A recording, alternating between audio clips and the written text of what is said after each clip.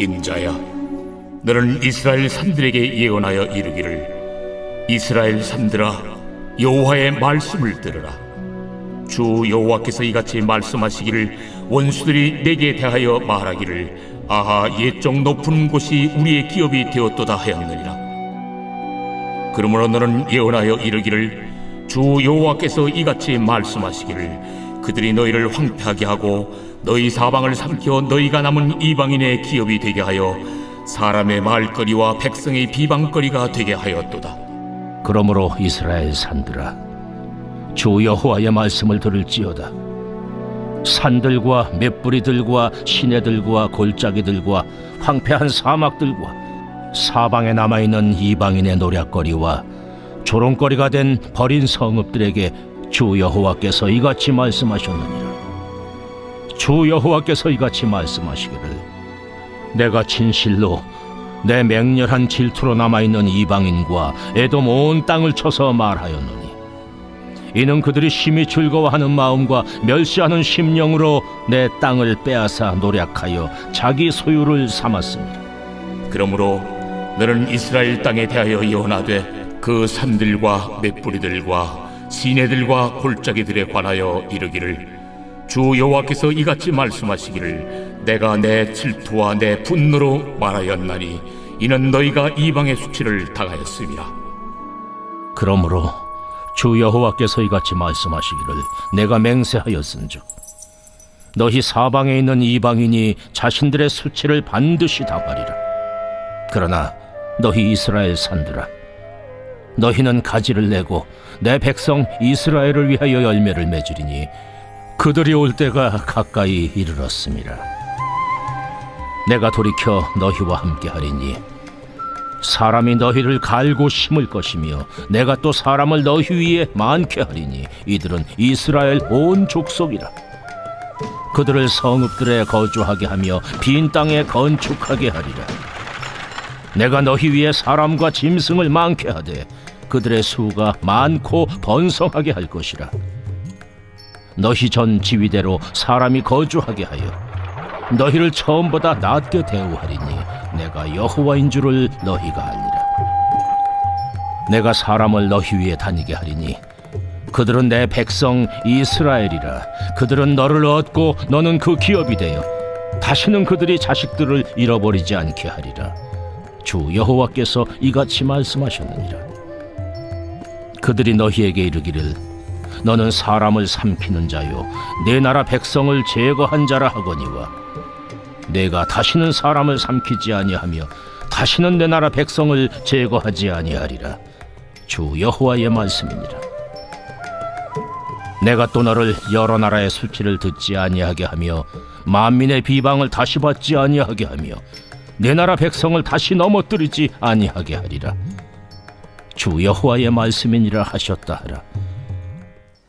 Everyday is Sunday, 우리의 매일을 썬데이로 세팅하라. 할렐루야. 오늘도 거룩한 말씀으로 우리의 삶을 인도해 주시는 하나님께 감사와 찬양을 올려드립니다. 세상의 수많은 소리에 낙심했던 마음이 있다면 오늘 선포되는 하나님의 약속의 말씀으로 말미암아 거룩한 소망을 회복하는 은혜의 시간이 되기를 축복합니다. 오래된 명화나 고서적을 복원하는 전문 예술가들의 작업실을 보면 매우 흥미로운 장면을 목격하게 됩니다. 세월의 때가 묻고 찢어지고 화재나 수해로 인해 심각하게 훼손되어 누군가는 이건 더 이상 가치가 없다 라며 버려둔 작품들이 그들의 손에 들어가게 됩니다. 복원가들은 세심한 붓질과 보존 기술을 총동원해서 이물질을 벗겨내고 잃어버린 색을 되찾아줍니다. 그리고 작업이 마침내 완성되었을 때 그 작품은 훼손되기 전보다 훨씬 더 튼튼한 보존 상태와 더 높은 가치를 지니게 되며 세상의 빛을 다시 보게 됩니다. 오늘 우리가 읽은 에스겔서 36장의 이스라엘 산들의 처지가 바로 그러했습니다. 이스라엘은 바벨론의 칼날 앞에 황폐해지고 이방 나라들의 조롱거리로 전락해버린 땅이 되었습니다. 세상은 그 땅을 향해 이제 끝났다. 너희의 신에게조차 버림받은 황무지일 뿐이다 라고 조롱하였습니다. 그러나 하나님은 결코 그 땅을 포기하지 않으셨습니다. 오히려 그 짓밟힌 폐허 위에서 세상이 감히 상상할 수도 없는 완벽한 회복과 반전을 선포하십니다. 당시에 이스라엘이 멸망하자 에돔을 비롯한 주변 나라들은 이 폐허가 된 땅을 보며 기뻐하고 조롱하였습니다. 이웃 나라들은 옛적 높은 곳들이 우리의 기업이 되었다라고 하며 이스라엘 땅을 마치 자기 소유물처럼 취급했고 조소와 비방의 대상으로 삼았습니다.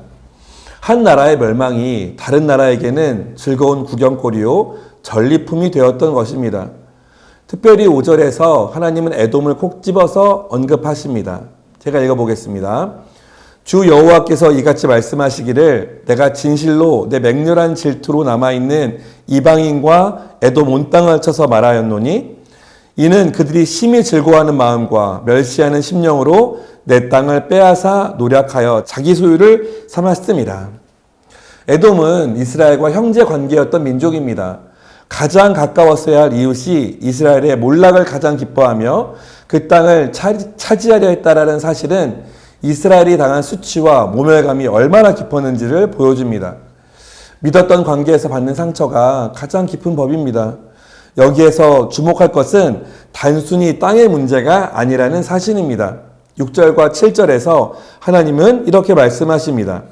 그러므로 너는 이스라엘 땅에 대하여 예언하되 그 산들과 맷뿌리들과 시내들과 골짜기들에 관하여 이르기를 주 여호와께서 이같이 말씀하시기를 내가 내 질투와 내 분노로 말하였나니 이는 너희가 이방의 수치를 당하였음이라.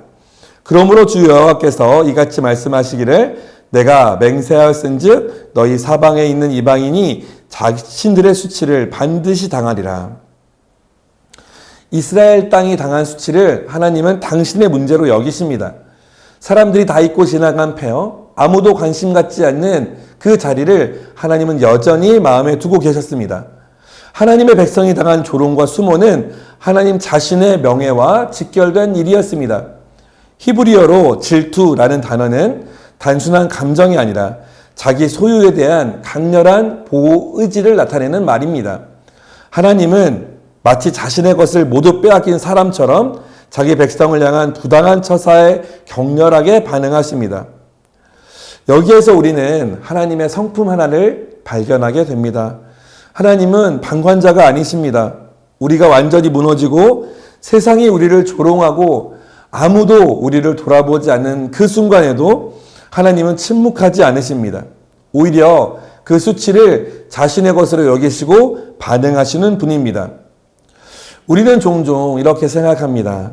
내가 이렇게 망가졌으니 하나님도 이제 더 이상 나를 돌아보지 않으실 거야. 그러나 본문이 보여주는 하나님은 정반대입니다. 우리가 가장 낮아지고 가장 수치스러운 그 자리에서 하나님의 관심은 오히려 더 뜨거워집니다. 자녀가 아파서 누워 있을 때 부모의 마음이 그 자녀에게 더 쏠리는 것처럼 말입니다. 지금 여러분의 삶이 아무도 눈여겨보지 않는 폐허와 같은 시간 속에 있으십니까? 사람들에게 잊혀지고 조롱받는 것 같은 상황에 있으십니까? 관계가 무너지고 건강이 무너지고 자존감이 무너지는 그와 같은 자리에 서 있습니까? 하나님은 그 자리를 지금도 보고 계시고 결코 지나치지 않으십니다. 자, 이제 8절부터 본문의 분위기가 완전히 뒤바뀝니다. 8절의 말씀을 제가 읽어보겠습니다. 그러나 너희 이스라엘 산들아 너희는 가지를 내고 내 백성 이스라엘을 위해서 열매를 맺으리니 그들이 올 때가 가까이 이르렀음이라. 폐허가 된 산이 다시 가지를 내고 열매를 맺는다는 선언입니다. 이어지는 구절을 보면 회복의 그림이 아주 구체적으로 마치 한 편의 영화와 같이 펼쳐지는데요. 첫째, 하나님이 먼저 돌이키십니다. 9절과 10절을 읽어보겠습니다. 내가 돌이켜 너희와 함께하리니 사람이 너희를 갈고 심을 것이며 내가 또 사람을 그 위에 많게 하리니 이들은 이스라엘 온 족속이라. 그들을 성읍들에 거주하게 하며 빈 땅에 건축하게 하리라. 회복은 이스라엘이 스스로 노력해서 일으킨 것이 아니라 하나님이 먼저 방향을 돌이키셔서 시작됩니다. 폐허가 된 무언가가 스스로 자신을 일으킬 수는 없습니다. 회복의 시작은 언제나 하나님의 결단이 먼저입니다. 두 번째, 사람이 다시 그 땅을 채웁니다. 밭을 갈고 씨를 뿌리는 사람들, 성읍에 사람들이 다시 모여 살게 되고 사람과 짐승이 번성합니다. 텅 비어있던 그 자리에 다시 생명의 소리가 가득 넘치게 됩니다. 세 번째, 이제 이 본문에서 가장 놀라운 약속이 나오는데요. 11절입니다. 내가 너희 위에 사람과 짐승을 많게 하되 그들의 수가 많고 번성하게 될 것이라.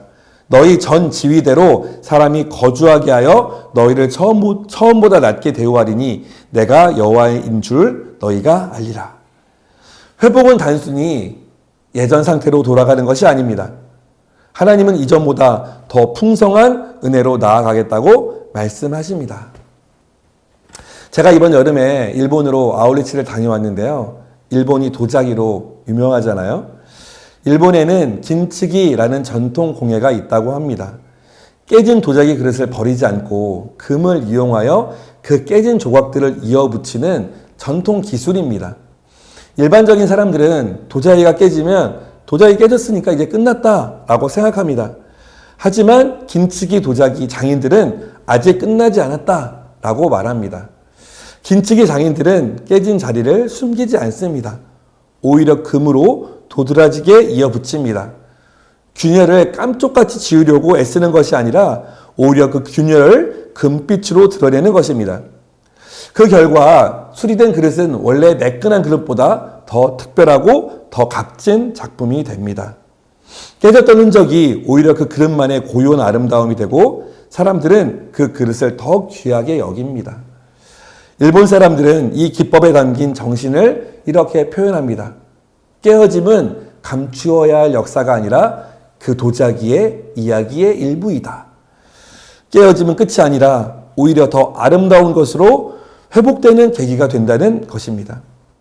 마치 긴츠기 장인이 깨진 그릇을 금으로 이어붙여 원래보다 더 값진 작품으로 만들어내듯이 하나님은 우리의 깨어진 자리를 감추지 않으시고 오히려 그곳에 은혜를 부어 넣으셔서 더 아름다운 것으로 빚어내십니다.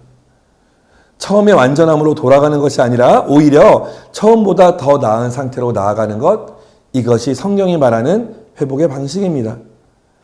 마지막으로 하나님은 수치를 영원히 걷어내겠다라고 선언하십니다. 14절과 15절을 읽어보겠습니다. 내가 다시는 사람을 삼키지 아니하며 다시는 내 나라 백성을 제거하지 아니하리라. 주 여호와의 말씀이라. 내가 또 너를 여러 나라의 수치를 듣지 아니하게 하며 만민의 비방을 다시 받지 아니하게 하며 내 나라 백성을 다시 넘어뜨리지 아니하게 하리라. 주 여호와의 말씀이라 하셨다 하라. 다시는 이라는 말이 3번이나 반복이 됩니다. 이것은 임시 방편의 회복이 아니라 완전하고 영구적인 회복을 뜻합니다. 하나님은 우리가 당했던 수치를 어정쩡하게 덮어두시는 것이 아니라 아예 그 뿌리부터 제거하겠다고 선언하십니다. 여러분, 심판은 끝이 아니라 회복을 향해 가는 과정입니다. 그리고 그 회복은 단지 원상복구 정도가 아니라 처음보다 더 잘되게 하시는 은혜입니다. 이 약속은 훗날 예수 그리스도를 통해서 온전하게 성취됩니다. 우리는 죄로 인해서 황폐해진 자리에 있었지만 예수 그리스도의 십자가와 부활을 통해서 하나님은 우리를 단지 회복만 시키신 것이 아니라 처음 창조 때보다 더 놀라운 은혜의 자리로 옮기셨습니다. 사도 바울은 로마서에서 죄가 더한 곳에 은혜가 더욱 넘쳤나니 라고 말합니다. 우리가 깨어진 자리, 가장 부끄러운 그 자리가 바로 하나님의 은혜가 가장 진하게 부어지는 자리가 될 수 있습니다. 십자가 자체가 바로 그 증거입니다. 인류 역사상 가장 수치스러운 형틀이었던 십자가가 이제는 가장 영광스러운 구원의 표지가 되었습니다. 이보다 더 완벽한 긴츠기가 어디에 있겠습니까? 말씀을 마무리하겠습니다. 사랑하는 여러분, 오늘 여러분의 삶의 터전 중에 혹시 이스라엘의 황폐한 산처럼 느껴지는 영역이 있으십니까? 건강의 문제이든 재정의 위기이든 혹은 관계의 깨어짐이든 간에 세상에서는 이제 다 끝났다, 더 이상 소망이 없다 라고 속삭이는 자리가 있습니까? 여러분 기억하십시오. 그 자리는 결코 끝난 자리가 아닙니다. 세상이 함부로 평가하고 조롱할지라도 여러분의 인생이라는 기업의 진짜 주인은 여전히 전능하신 우리의 하나님이십니다. 그분은 지금도 여러분을 향해 거룩한 질투를 태우시며 잿더미를 털어내고 가지를 내어 열매를 맺게 할 준비를 하고 계십니다. 하나님께서 친히 여러분의 손을 붙잡으실 때 여러분의 삶은 예전에 평범했던 삶으로 돌아가는 것을 뛰어넘어 처음보다 낮게 대우하시는 하나님의 놀라운 축복을 경험하게 될 것입니다. 세상의 비방에 귀를 막고 오늘 나를 다시 일으켜 세우실 신실하실 하나님의 약속만을 붙드는 복된 하루가 되시기를 주님의 이름으로 축원합니다. 기도하겠습니다. 사랑하는 주님, 황폐해진 이스라엘 산들을 향해 소망을 선포하시고 원수들의 조롱을 꺾으시며 처음보다 나은 은혜로 회복시키시겠다고 약속하신 주님의 그 신실하심을 찬양합니다.